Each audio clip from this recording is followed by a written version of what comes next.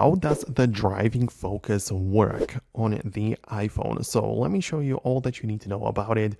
Let's get started. And if you're new here, most definitely subscribe so you never miss anything important. So of course, the driving focus is one of the many focus modes which can be found in the settings by going to focus, and you can see I have the general do not disturb, driving, fitness, gaming, whatever. Right?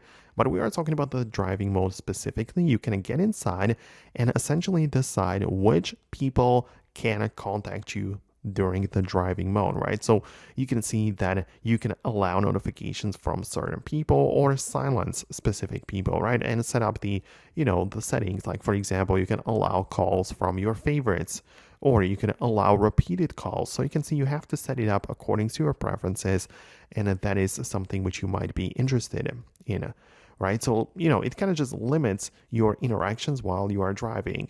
And it's actually a good thing because you might have, your maps ready or whatever, and you don't want to be interrupted by some notifications. And that is the whole point of the focus mode, right? So it's a different mode, right? Your phone behaves differently since and during the period of your driving. So that is the whole thing, the way that it's supposed to work.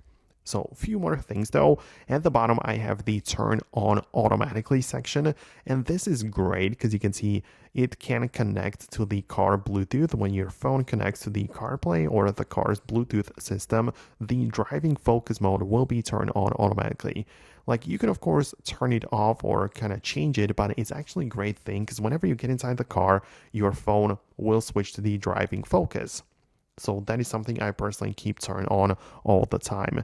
And also you have the automatic reply, which just means that if somebody calls you through or during the driving focus, you can set up an automatic reply that is going to be sent back to them saying something along the lines of, I'm driving and I'm just going to get back to you later.